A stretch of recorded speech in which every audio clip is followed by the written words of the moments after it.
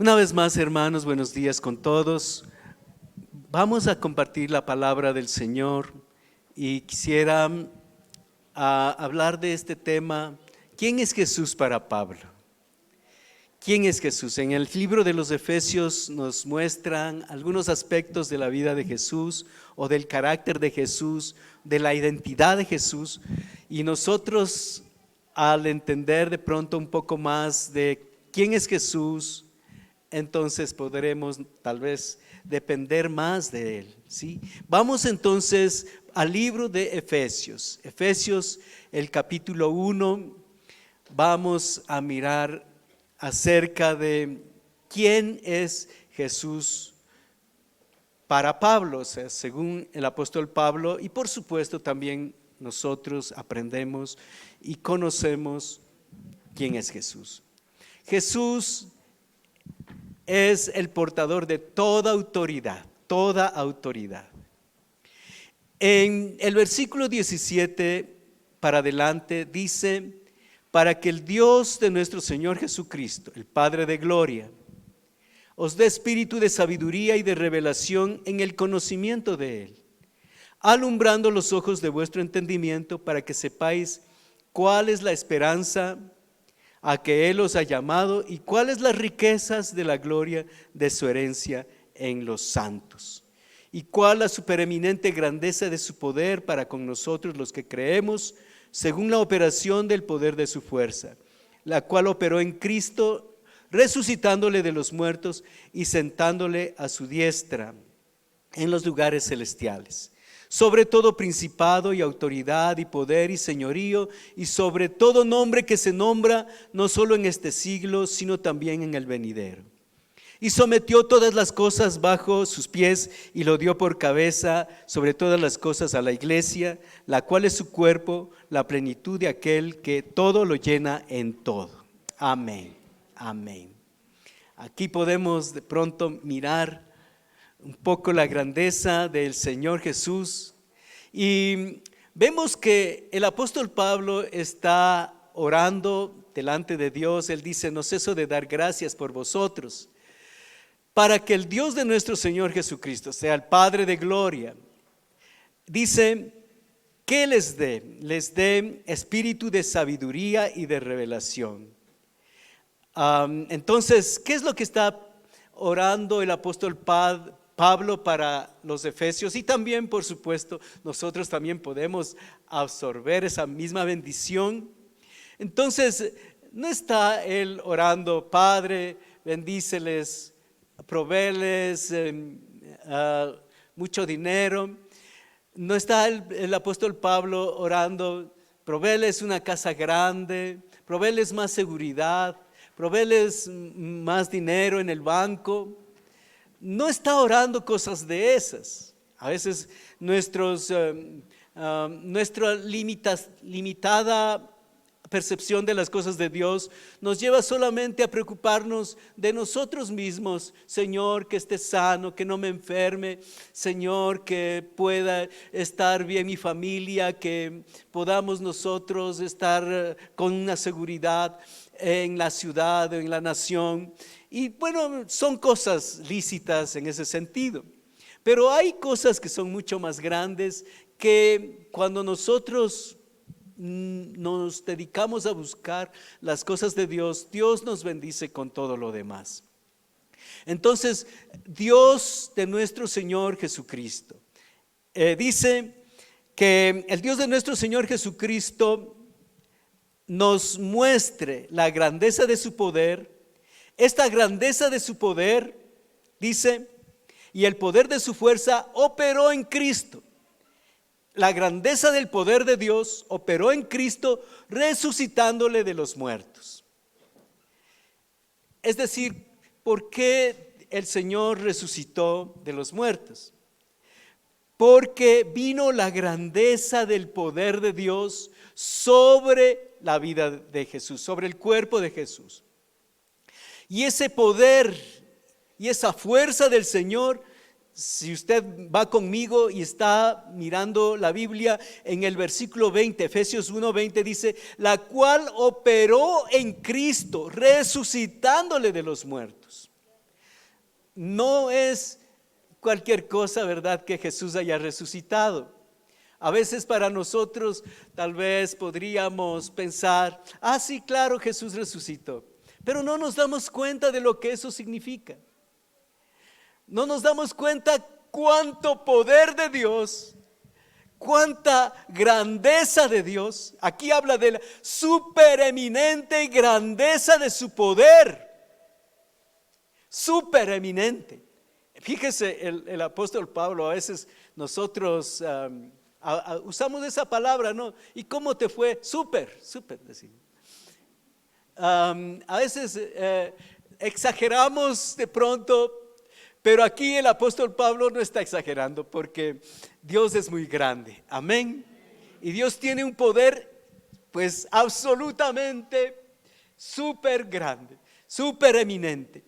Entonces aquí el apóstol Pablo está hablando de que para que Jesús resucitara de los muertos, tenía que actuar la supereminente grandeza del poder de Dios, y según la operación del poder de su fuerza, obró sobre Cristo, resucitándole de los muertos. Gloria a Dios. Claro, es imposible que un muerto resucite. Es imposible que un enfermo se sane así por así. Hace unos días, tal vez unas 2 semanas o algo así, y me comenzó a doler esta parte de los dientes con el hueso. Y qué dolor. Tal vez algunos hayan experimentado eso. Qué dolor, Dios mío. Yo dije, Señor, necesito un dentista. Yo le decía a mi esposa, necesito un dentista. Y que ustedes de pronto hayan experimentado el dolor de las muelas, que le duele el hueso. Qué fuerte ese dolor. Y al principio me tomé unas pastillas y que relativamente me calmaron. Pero después yo dejé esas pastillas y entonces el dolor estaba ahí fuerte, me dolía el hueso. Y entonces yo le dije al Señor, Señor, no tengo plata. No tengo plata para ir a la doctora. Hay una doctora que nos atendió desde hace tiempos. Entonces no tengo plata. Le dije, Señor Jesús, tu misericordia, Padre, tu misericordia que obre sobre mí, en el nombre de Jesús. Y era un tiempo en que estábamos orando en otras lenguas. Y hermanos, les digo que en verdad que ese dolor ya estaba algunos días y me estaba aguantándome porque pues, no tenía plata. Y entonces al confiar en el Señor, al decirle, Señor, que no sea este tiempo, si es que en otro tiempo de tener una libertad económica mejor, yo puedo ir al doctor, a la doctora, entonces Señor, amén, pero hoy no, Señor, hoy no tengo plata. Entonces, hermanos, confié en el Señor, esperé en Él, le confesé esta necesidad y hermanos, al otro día no tenía ningún dolor. Gloria a Dios. Hermanos, se me fue el dolor. Y hermanos, hace unos días me volvió el dolor. Y bueno, hermanos, he estado confiando en el Señor, hermanos, confiando en el Señor, porque a veces uno puede entrar en pruebas de fe. Y hermanos, gracias al Señor estoy bien. No tengo ningún dolor. Gracias a Dios. Entonces, hermanos, la supereminente grandeza de su poder. Ahora, esto de que se sane de pronto una parte de su dentadura, que se ponga bien, ¡qué bendición! Y uno se maravilla, dice, gloria a Dios, ¡qué bendición, Señor! Y hermanos, si eso le alegra y si eso le trae admiración, porque es algo maravilloso y admirable. Y hermanos, ¿cuánto más lo que sucedió? que la supereminente grandeza de su poder para con nosotros, los que creemos, según la operación del poder de su fuerza, la cual operó en Cristo, resucitándole de los muertos y sentándole a su diestra. Esa supereminente grandeza de su poder operó en Cristo, obró en Jesús, resucitándole, gloria a Dios, trayéndole de vuelta a la vida, pero no solamente en ese sentido de una vida natural, sino de una vida glorificada. Jesús no volvió solamente a la vida natural, así como el cuerpo de antes, sino un cuerpo glorificado, resucitándole de los muertos, y no solamente resucitándole, sino levantándole al cielo. Gloria a Dios, amén. Levantándole al cielo. Qué tremendo, ¿verdad?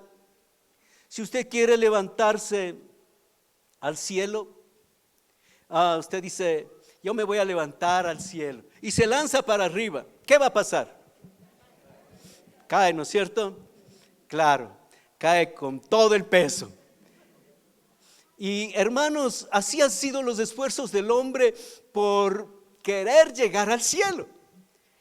El hombre en el principio trató de llegar al cielo construyendo la torre de Babel.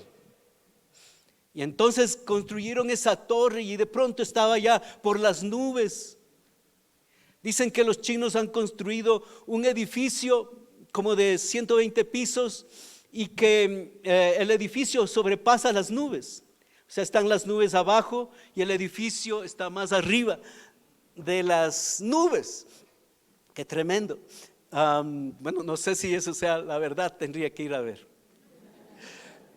Bueno, hermanos, entonces, pero el hombre ha construido sus torres de Babel, y ha querido llegar más allá de lo que de pronto son los límites, y ha querido llegar a Dios por sus propios medios, por su propia fuerza.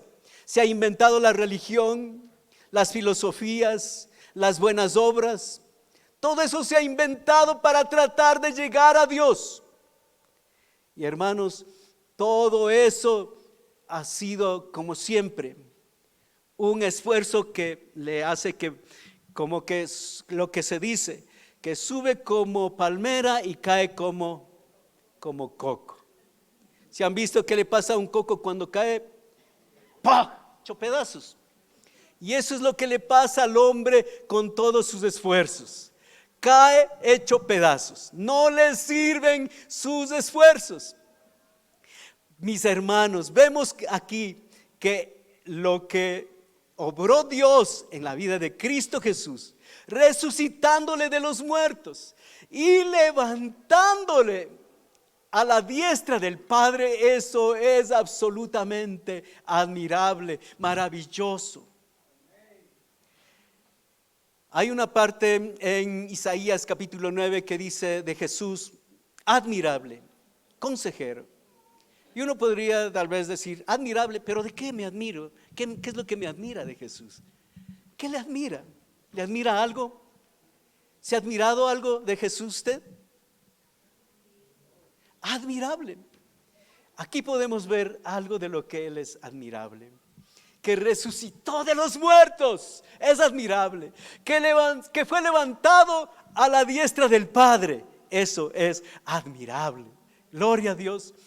Fue entonces levantado de los muertos y se sentó a la diestra del Padre en los lugares celestiales, sobre todo principado y autoridad y poder y señorío. Sobre todo, Él tiene toda autoridad. Sobre todo principados, los principados, de pronto los principados de las tinieblas, autoridades del mundo de la maldad.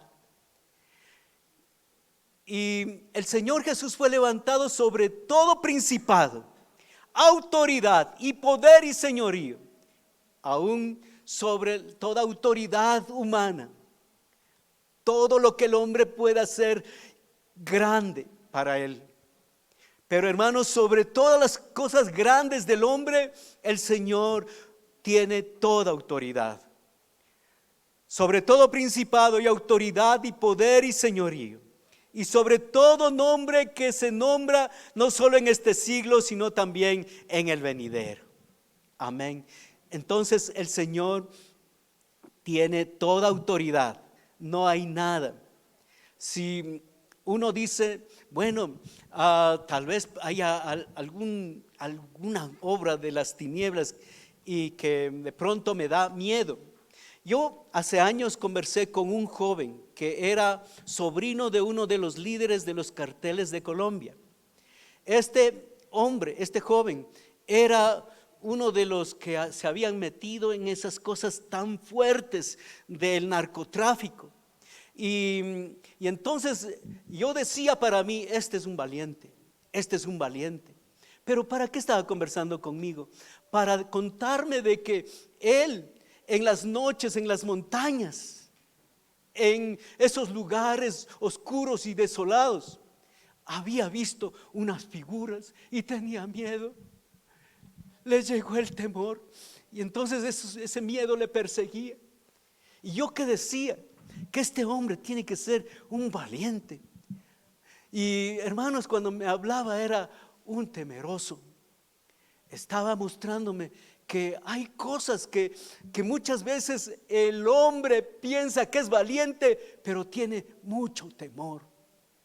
Y hermanos, ¿sabe que nosotros tenemos la protección de aquel que fue levantado sobre todo principado, poder, señorío y sobre todo nombre que se nombra en este siglo y también en el venidero? Amén. Gloria a Dios. Si usted tiene miedo de la oscuridad, amén, démosle un aplauso al Señor. Amén. Gloria a Dios. Gracias, Señor. Si usted tiene miedo de la oscuridad, si usted tiene miedo de algún cuco por ahí, algún fantasma, algún demonio por ahí, y dice, no, Señor, todo puede ser, ay, Dios, todo puede ser, pero no eso, Señor, eso sí que no. Hermano, usted no le conoce a su Salvador, porque nuestro Salvador tiene toda autoridad y entonces tiene todo principado, sobre toda autoridad, sobre todo poder y sobre todo señorío. Hermanos, Él es el Señor, amén. Él es la suprema autoridad sobre todas las cosas, amén. Gloria a Dios. Es que mi jefe es ogro, mi jefe me va a humillar. Hermano, no le tenga miedo al jefe. Claro, respete, porque hay que respetar. Pero usted identifíquese como un hijo de Dios. Amén. Uy, ¿qué va? Si le digo que soy cristiano, peor, me va a basurear. ¡Qué miedo! Hermano, no le conoce a su protector, a su Salvador, porque Él tiene toda autoridad. Amén. Gloria a Dios, gloria a Dios. Entonces, Él está con toda autoridad, sobre todo principado, autoridad, poder, señorío, humano, de los espíritus de las tinieblas, sobre toda fuerza, sobre todas las fuerzas del universo. Amén. A mí me ha dado temor porque a veces me he puesto a pensar en la inmensidad del universo. No sé si usted se haya puesto a pensar en lo grande que es el universo. Si usted levantó los ojos al cielo y de pronto ve el universo es muy grande. Yo no sé si usted no le haya dado miedo al estar en medio del mar, en medio de las olas que golpean y entonces ahí uno ve y dice, qué grande es el mar, qué grande es el mar. El mar es muy grande y uno queda como un pequeño insignificante punto en medio del mar, ¿cierto? Y a uno no le gustaría estar ahí en medio del mar, ahí solo digamos así, con una boyita chiquita. No, yo sí puedo, yo sí sé nadar. Pues yo creo que es muy difícil. A veces le da miedo solo estar por ahí por la riberita. Y, uy, un tiburón por ahí. No, solo aquí nomás. Entonces, sí, le da miedo, ¿verdad? Entonces, hermanos, nosotros debemos entender que si esas cosas que son pequeñas de la tierra son muy grandes respecto de nosotros, pero eso es insignificante pensando en la grandeza del Señor. Amén. Él tiene todo poder y señorío. Y dice que sometió todas las cosas bajo sus pies y lo dio por cabeza sobre todas las cosas a la iglesia. Todas las cosas están sometidas al Señor y están bajo sus pies. Amén. Todas las cosas. Amén. Mírese sus pies. Bueno, ahora nosotros somos el cuerpo de Cristo. Y como cuerpo de Cristo, hermanos, también está sometido bajo nuestros pies. Amén. Gloria a Dios. Entonces, nosotros debemos de estar seguros en la grandeza de Dios. Tal vez no comprendemos lo suficiente eso. Dios es tan grande, Dios es tan absoluto, supereminente, grande. Y hermanos, y tal vez nosotros acá en la tierra, en medio de nuestros pequeños e insignificantes problemas, nos estamos ahogando.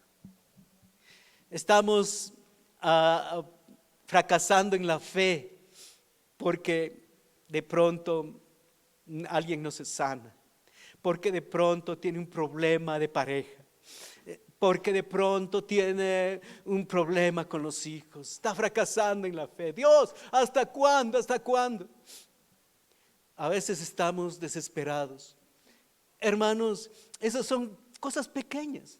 Si nosotros en verdad vemos el mar que es tan grande, hermanos, pensemos en el Dios del universo, el que tiene todo el poder. Y hermanos, Él es nuestro Salvador. Él es nuestro protector. Él pelea nuestras batallas. Amén. Él está sobre todo principado, autoridad, poder y señorío. Y dice que sometió todas las cosas bajo sus pies. Y le dio por cabeza sobre todas las cosas a la iglesia. Hermanos, Él es la cabeza de la iglesia. Nosotros somos la iglesia, el cuerpo del Señor, y Él es la cabeza. ¿Quién ordena? ¿El estómago o la cabeza? La cabeza. ¿Quién piensa? ¿Quién planifica? ¿Quién dirige? ¿Quién? La cabeza, ¿cierto? Bueno, algunos piensan con el estómago. Pero hermanos, Él es la cabeza y entonces Él es el que dirige la iglesia. Yo no dirijo la iglesia. Gracias a Dios, no dirijo la iglesia. Yo le sirvo al que dirige la iglesia. Eso es lo más lindo, porque si dirigiera la iglesia, hermanos, estuviera fregado aguantarles a todos. No, yo no dirijo la iglesia. El Señor es el que puede y tiene la suficiente paciencia, el suficiente amor, el suficiente tino, perdón, sabiduría para poder llevar adelante la iglesia. Amén. Entonces, nosotros, hermanos, le tenemos a Jesús, que es cabeza de la iglesia. Amén.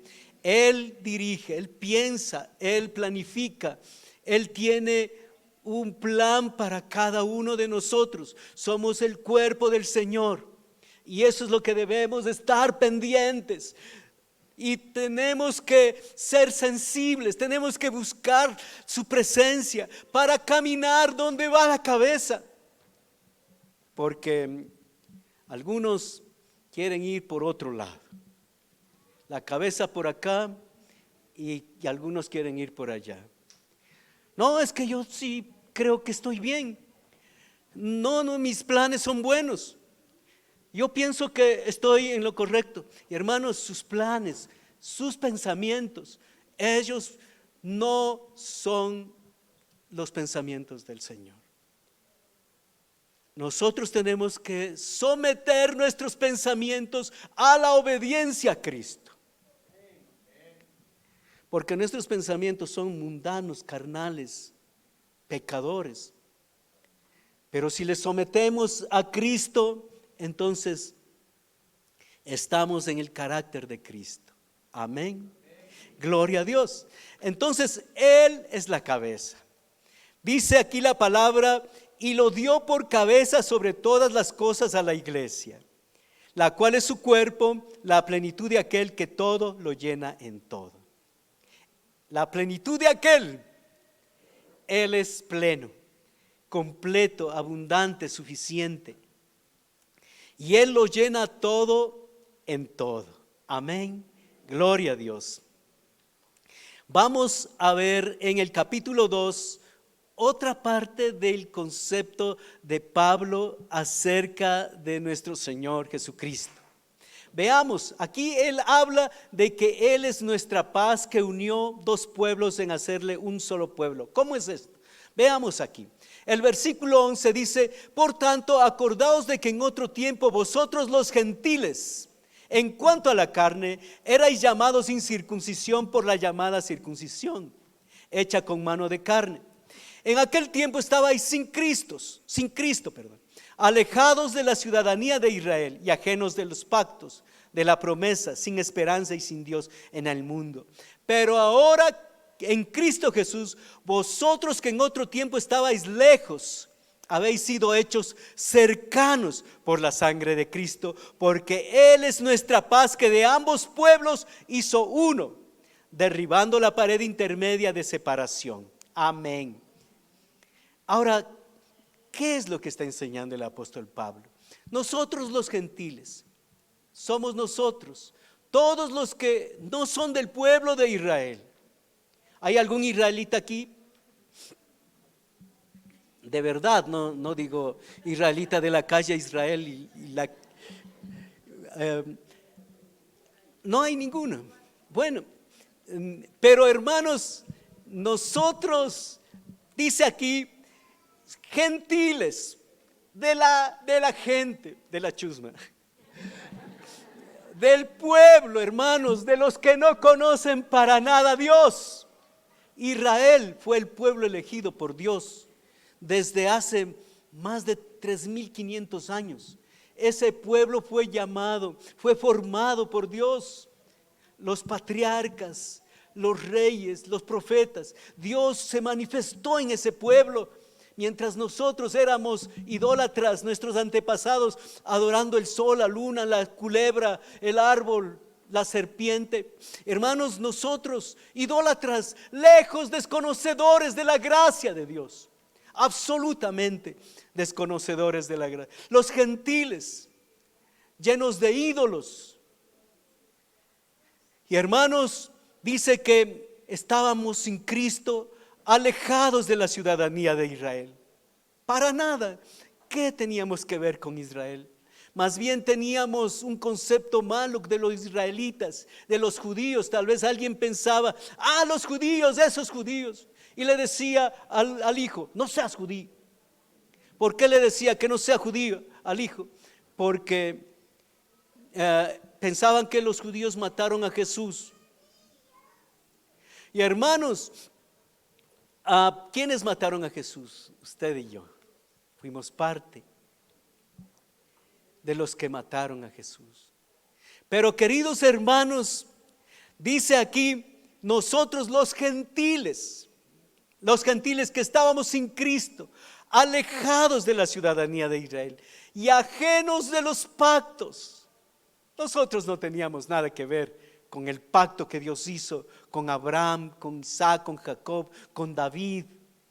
Nosotros no teníamos para nada que ver, hermanos. Estábamos lejos, absolutamente. Pero, hermanos, dice, en Cristo vosotros, que en otro tiempo estabais lejos, habéis sido hechos cercanos por la sangre de Cristo. Él es nuestra paz, que de ambos pueblos hizo uno, derribando la pared intermedia de separación. Pedro tuvo una revelación y el Señor le mostró un lienzo y ahí habían animales inmundos. Y le dijo: Pedro, mata y come. Y entonces Pedro dijo: Señor, todo esto es inmundo, no, nunca he comido esto. Y el Señor le dijo: lo que Dios santificó, no lo llames tú inmundo. Y él estaba llamando para que vaya a predicar a los gentiles. Entonces, mis hermanos, Dios tenía un propósito con nosotros, los gentiles, los idólatras, los alejados de la ciudadanía de Israel, los que no habíamos sido parte de los pactos de Dios para nada. Dios tenía un propósito. Y ahí se estaba ya, como decir, concretando el propósito de Dios cuando Pedro tiene que ir a predicar en la casa de Cornelio y predicarles a los gentiles. Ahora, hermanos, en Cristo Jesús, nosotros hemos sido hechos cercanos al pueblo de Israel. Somos el pueblo de Israel espiritual. Somos el pueblo de Dios. Gloria a Dios. Antes no éramos para nada pueblo de Dios. Alejados absolutamente. Para nada, ni siquiera pensar. Bien idólatras. Tenían 2, 3, 4 religiones, 2, 3, 4, 10 ídolos. Y hermanos, lejos de la ciudadanía de Dios. Y hermanos, pero el Señor en Cristo Jesús nos ha hecho cercanos. Y ahora somos un solo pueblo. Dice que Él es nuestra paz, que de ambos pueblos hizo uno, derribando la pared intermedia de separación, aboliendo en su carne las enemistades. La ley de los mandamientos expresados en ordenanzas, para crear en sí mismo de los dos un solo y nuevo hombre, haciendo la paz. Entonces, mis hermanos, ahora ya hay paz con los israelitas. Nos llevamos bien con los judíos, con los israelitas. Ellos también nos consideran porque saben que nosotros amamos al Dios de Israel. Y saben también que nosotros valoramos al pueblo de Israel. Y no les culpamos de que han sido los que mataron a Jesús. Así como en los tiempos de la Edad Media les culparon a los judíos y iban en las cruzadas a destruir a todos los judíos. Y hermanos, vemos aquí que el Señor hizo de los dos pueblos un solo pueblo, un solo nuevo hombre, matando las enemistades. Ya no hay más enemistades. Los judíos nos aprecian, a los cristianos, no a todo el mundo, pero a los cristianos de una manera especial, porque, como les digo, ellos saben que les amamos. Y entonces ya no somos enemigos, sino nos ha unido el Señor a través de Cristo Jesús, matando las enemistades. Dice: y vino y anunció las buenas nuevas de paz a vosotros que estabais lejos y a los que estaban cerca. Y por medio de él, los unos y los otros, tenemos entrada por un mismo espíritu al Padre. Amén. Gloria a Dios. Ahora, en verdad, hermanos, creo que nosotros los cristianos tenemos un mayor privilegio que Israel. porque hay miles y miles y miles de hombres y mujeres alrededor del mundo que han conocido la salvación de Jesucristo. Pero también sí hay gente de Israel que han conocido la salvación de Jesucristo. Y ellos también, hermanos, tendrán que ser salvos por la salvación en Cristo Jesús. Ellos tendrán que reconocer a Cristo, aunque de pronto ellos no quieran saber de Jesús. En la actualidad, los israelitas no quieren saber de Jesús. Piensan que Jesús es un profeta como los otros, como Isaías, como Jeremías. Pero no creen que es el Hijo de Dios, el Mesías, el Salvador, el Hijo de David que había sido prometido. Y hermanos, pero muchos han creído. Muchos, hay los que se llaman los judíos cristianos. Hay muchos que se han convertido al Señor y le sirven al Señor de una manera muy poderosa. Y hermanos, entonces ya no hay esas enemistades con el pueblo judío. Por medio de él, los unos y los otros tenemos entrada por un mismo espíritu al Padre. Gloria a Dios. Amén. Otra parte que nos habla el apóstol Pablo acerca del Señor Jesucristo, que Él es la piedra principal del templo. Veamos en Efesios capítulo 2, el versículo 20 dice: edificado sobre el fundamento de los apóstoles y los profetas, siendo la piedra principal del ángulo Jesucristo mismo. Él es la piedra principal del edificio. Cuando están construyendo un edificio, entonces cavan profundo según la altura que va a ser el edificio. Cavan profundo. Y hay unas piedras muy fuertes que son lo que se llama la piedra del ángulo. Esa es la piedra que soporta todo el peso del edificio. A veces son unas estructuras muy, muy fuertes al fondo, en lo profundo. Y hermanos, el Señor Jesús es llamado aquí el fundamento de los apóstoles y los profetas, siendo la principal piedra del ángulo Jesucristo mismo. Él es la principal piedra. Él es la base. Él es el único fundamento a donde que se construye el edificio que se llama la iglesia del Señor Jesucristo. Dice el versículo 21, ¿en quién? Es en Jesús. En quien todo el edificio, bien coordinado, va creciendo para ser un templo santo en el Señor. Hermanos, este templo va creciendo, pero basados en el fundamento de los apóstoles y los profetas, en la principal piedra del ángulo que es Jesucristo mismo. ¿En quién está fundamentado usted? ¿Cuál es la base de su vida? ¿En quién ha puesto usted sus fundamentos? A veces los seres humanos ponemos nuestros fundamentos. Yo estudié, tengo una buena profesión, ese es mi fundamento. Ya tengo una seguridad para el futuro. Está bueno que haya estudiado, pero hermanos, mucha gente estudiada está en el fracaso. Y algunos que no han estudiado son jefes de los que han estudiado.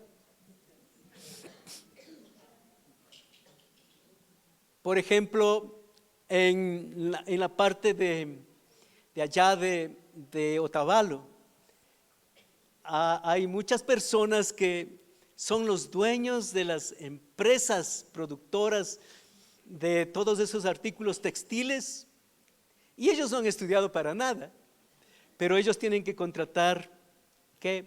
Tienen que contratar un contador, tienen que contratar un administrador, y ellos contratan, son los jefes, fíjese. Hermanos, entonces, en realidad, nosotros no tenemos que poner como fundamento de pronto nuestros estudios, nuestros ahorros. Es que con estos ahorritos suficiente ya tengo donde caer muerto. Y hermanos, están confiados en sus ahorros, confiados en su cuenta de banco, confiados en sus inversiones. Un día yo conversé con un hermano hace años ya, y él tenía sus documentos de sus inversiones fuertes. Había un banco que daba buenos intereses y él había puesto su dinero ahí en ese banco. Y entonces él vivía de esos intereses, porque él fue un empresario, y entonces cuando ya quedó sin la empresa, pero tenía buenos ahorros, y entonces el dinero estaba produciéndole para su vida, podía vivir tranquilo. Y él estaba allí confiado en esos recursos. Y en ese tiempo fue el feriado bancario. Se quedó sin nada, hermanos. Yo me acuerdo que en el día del feriado bancario, hace 20 años, hace 22 años o 23, nosotros también teníamos una cuenta en el banco. Pero hermanos, tenía $20. Ya de estar 40. Con los intereses debe haber ya subido. Pero hermanos, ahí se quedó, pues ya no teníamos mayores problemas. Pero queridos hermanos, este hermano tenía una buena cuenta y su plata se quedó en nada. Y hermanos, sucede que después andaba a sus hijos: oye, hijo, préstame $5. No tengo para la comida, préstame $5. Y hermanos, qué tremendo fue eso, qué tremendo. Por eso, mis hermanos, no podemos poner nuestro fundamento de vida en la plata del banco. Amén. Gloria a Dios. Gloria a Dios. No ponga el fundamento de su vida en su jefe. Mi jefe es bien bueno. Él es un ángel de Dios. Y pone su corazón en su jefe. Este jefecito me va a ayudar. Jefe, por favor, présteme $50. ¿Cómo dijiste? $50. Ay, trabaja. A veces uno piensa que el fulanito, la fulanita le va a ayudar en sus tiempos de necesidad. Hay alguien que no nos cobra interés. Hay alguien que nos bendice. Y por eso es que nosotros tenemos que esperar siempre en Él. Amén. Gloria a Dios. Él es la principal piedra del templo. Él es la principal piedra de nuestras vidas. Él es la principal piedra del edificio, bien concertado, bien coordinado, que va creciendo hasta ser un templo santo en el Señor. Amén. Debemos crecer en ser un templo santo. Amén. Crezca en santidad. Ya no siga con las mismas cosas. Ya no demos lugar a las mismas basuras de la vida, sino crezcamos en santidad. Amén. Gloria a Dios. Entonces este edificio va creciendo. Vamos a ver un poco más adelante el Señor Jesús, que muestra su inmenso amor que excede a todo conocimiento. En Efesios el capítulo 3, el versículo 18 para adelante, dice desde el 17: para que habite Cristo por la fe en vuestros corazones, a fin de que arraigados y cimentados en amor, seáis plenamente capaces de comprender con todos los santos cuál sea la anchura, la longitud, la profundidad y la altura, y de conocer el amor de Cristo, que excede a todo conocimiento, para que seáis llenos de toda la plenitud de Dios. Amén. Bueno, entonces aquí nosotros podemos ver que el apóstol Pablo está hablando de ese amor de Cristo, el amor de Cristo que excede a todo conocimiento, para que seáis plenamente capaces de comprender, dice, con todos los santos, cuál sea la anchura, la longitud, la profundidad y la altura. Hermanos, la fe en el grande, en el inmenso, el infinito Dios, no hay medida para Él. Amén. Dice que seáis plenamente capaces de comprender cuál sea la anchura, la longitud, la profundidad y la altura. En realidad no hemos comprendido para nada y en verdad no se puede comprender. ¿Qué vamos a poder asimilar en nuestra mente? La anchura, la longitud, la profundidad y la altura. En realidad, hermanos, si conocemos algo de Dios, es todavía pequeño. No sea orgulloso. No diga, yo ya no necesito ir a la escuela, ya no necesito aprender más, no necesito ir a la iglesia, yo ya leí la Biblia. Más bien, hermanos, si usted quiere seguir adelante en los caminos de Dios, tenga un corazón humilde, busque a Dios, aprenda más de la palabra de Dios, crezca en el conocimiento de Dios. Amén. Lea la Biblia, ore, ayune, busque a Dios. ¿Sabe? Algunas cosas que no nos dejan entender es el orgullo, las pasiones de la mente, las confusiones y los enredos en la mente. La mente está absorta en las cosas de la tierra, del mundo, del pecado.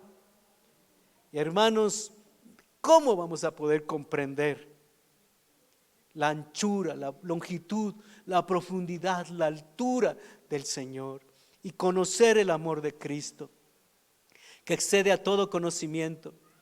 Pero eso es lo que el Señor quiere, que le conozcamos más y que nosotros podamos conocer ese amor que excede a todo conocimiento.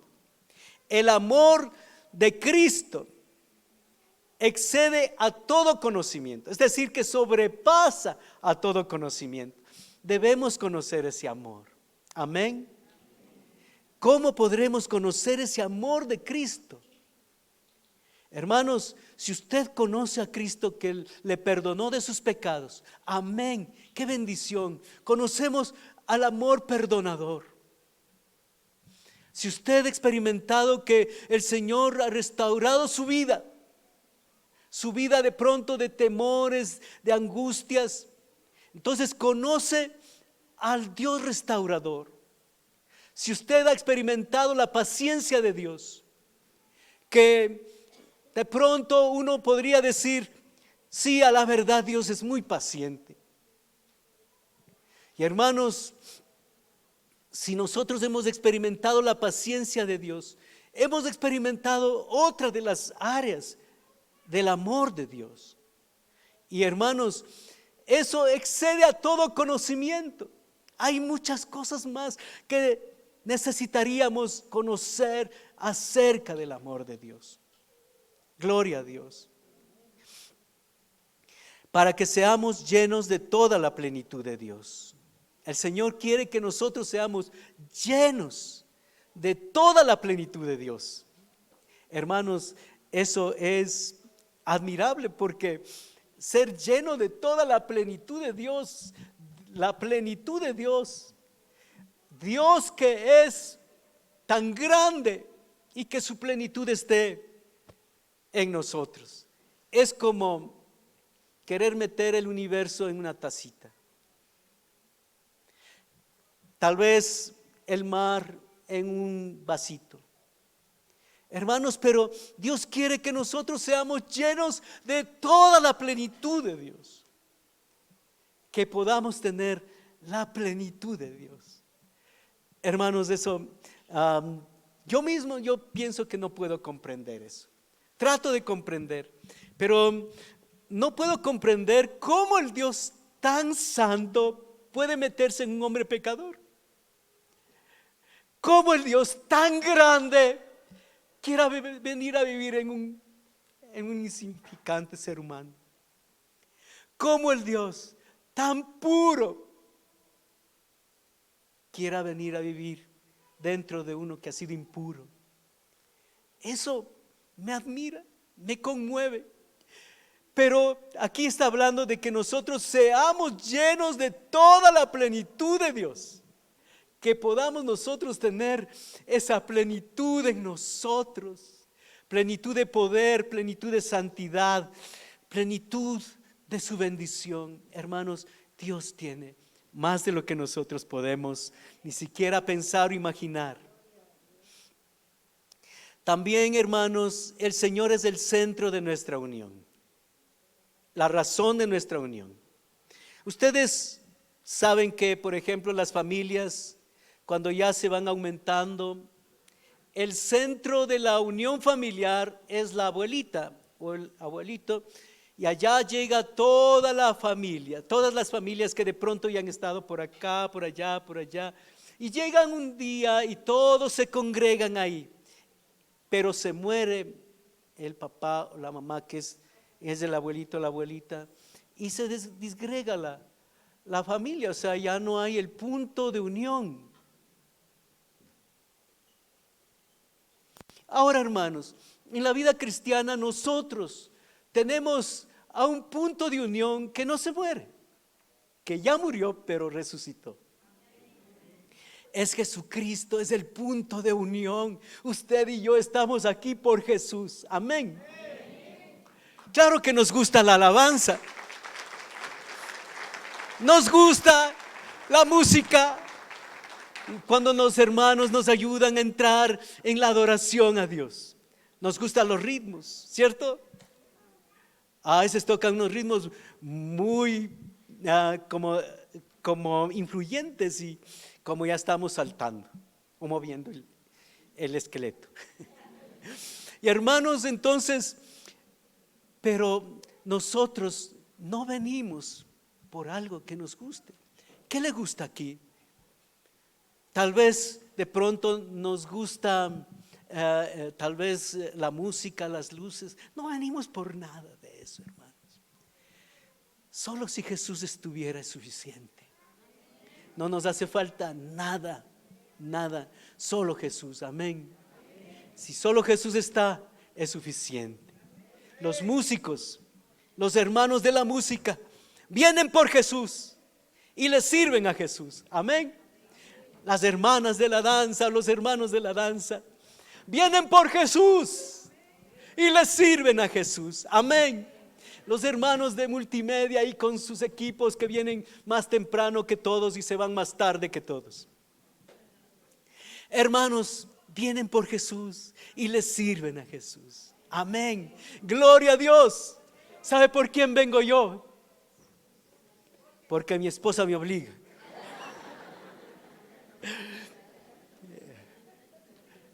No me da el almuerzo si no vengo. No, hermano. ¿Sabe por quién vengo? Por Jesús, hermanos. Él es el centro de unión. Gloria a Dios, gloria a Dios. Amén, amén. Gloria a Dios. Él es el punto de unión. Dice aquí la palabra en Efesios capítulo 4, el versículo 9. El que descendió a las partes más bajas de la tierra es también el que subió por encima de todos los cielos para llenarlo todo. Y él mismo constituyó a unos apóstoles, a otros profetas, a otros evangelistas, a otros pastores y maestros, a fin de perfeccionar a los santos para la obra del ministerio, hasta que todos lleguemos a la unidad de la fe. Gracias a Dios, aquí de pronto hay maestros que enseñan la palabra, hay profetas de pronto que hablan de parte de Dios. Gloria a Dios por eso. Pero el Señor ha constituido a unos y a otros a fin de perfeccionar su iglesia, para que todos lleguemos a la unidad de la fe en Él, ¿cierto? Y del conocimiento del Hijo de Dios. Gloria a Dios. Él es el centro de la iglesia. También dice en Efesios del capítulo 5, vamos a ver, el apóstol Pablo le compara a Jesús como el esposo de la iglesia. Veamos aquí, está hablando acerca del matrimonio. Maridos, amad a vuestras mujeres, así como Cristo amó a la iglesia y se entregó a sí mismo por ella. Entonces, ¿qué es lo que el Señor está diciendo a través del apóstol Pablo? Que así como el marido debe amar a su mujer, el modelo es como Cristo amó a la iglesia.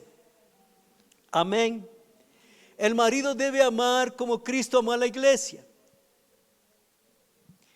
¿Cómo es que Cristo ha amado a la iglesia? Ay, ve, ya me cansaste, ya estoy cansado de ti. ¿Le ha dicho alguna vez así? ¿Le ha dicho el Señor alguna vez así? Tal vez le haya dicho, oye, ¿cuánto tiempo en la iglesia y no cambias? ¿Le ha dicho alguna vez el Señor así?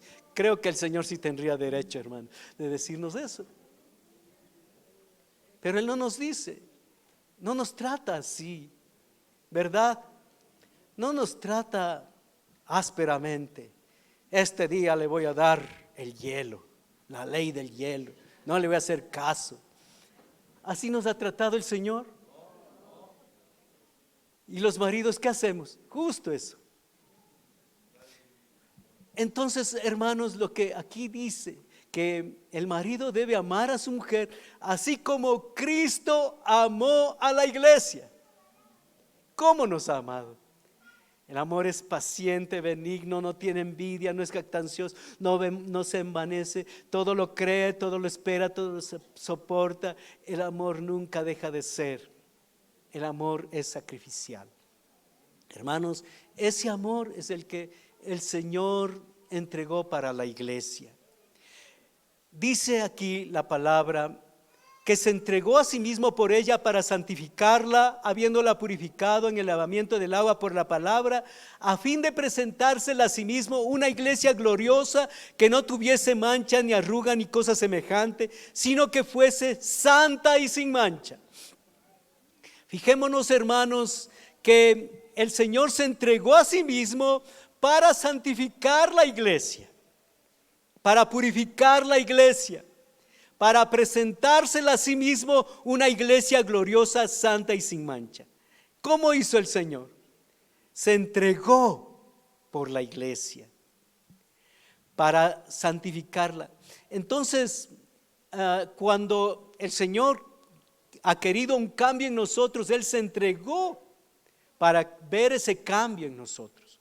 Y ese es el modelo que debe el esposo tomar para ver un cambio en su esposa. Ay, hasta ahora no has cambiado. Lo que debe hacer es entregarse. Entréguese, sírvale, sopórtele, no le reclame, atiéndale, sea paciente, porque el amor es ¿qué? Es paciente, amén. No es impaciente. Ya esto está colmándome la paciencia, esto ya es la última gota que derramó el vaso. Entonces, ahí ya está saliéndose de la paciencia. Entonces nosotros tenemos que ser pacientes, o sea, amar a la esposa como el Señor ha amado a la iglesia. Gloria a Dios. Amén. Dice, para presentársela a sí mismo una iglesia santa y sin mancha. Entonces el Señor se presenta a sí mismo una iglesia limpia. ¿Por qué? Porque Él se entregó para que nosotros fuésemos limpiados. Vamos a ver finalmente en Efesios el capítulo 6 del versículo 10 para adelante, que Jesús es la fuerza de la iglesia. Amén. Gloria a Dios. ¿Por qué somos fuertes? ¿Por qué, hermanos? Por Jesús. Amén. Gloria a Dios.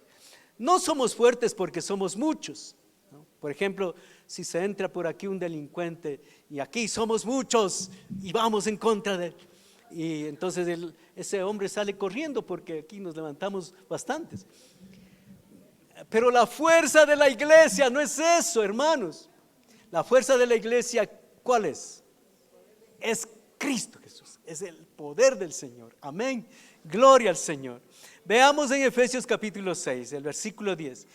Por lo demás, hermanos míos, fortaleceos en el Señor y en el poder de su fuerza.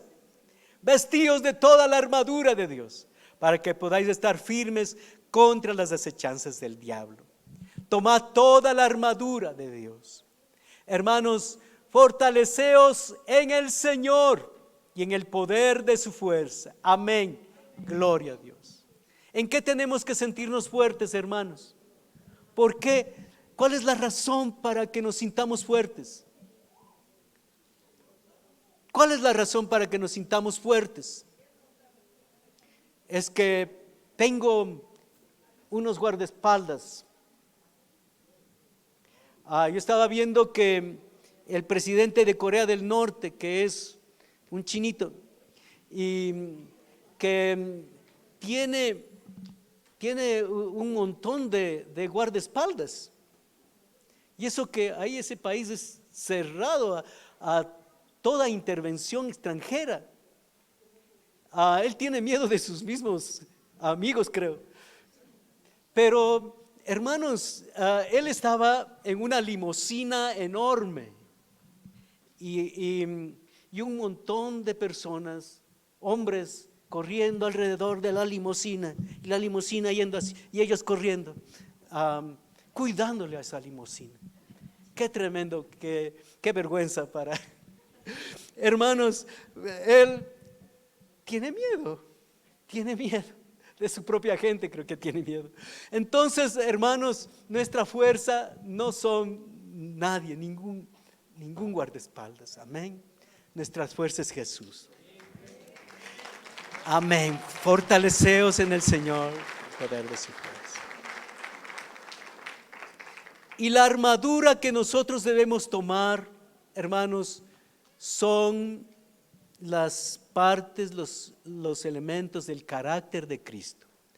Por ejemplo, la armadura habla de la verdad, de la justicia, del evangelio, de la paz, de la fe, de la salvación, de la palabra de Dios.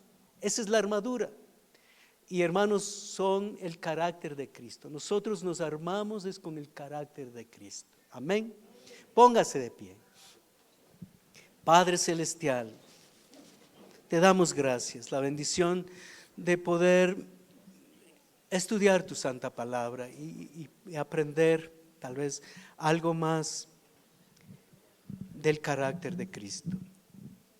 Señor, queremos pedirte que nos des espíritu de sabiduría, de revelación, en el conocimiento de aquel que es la plenitud, que lo llena todo en todo. Gracias, Señor. Señor amado,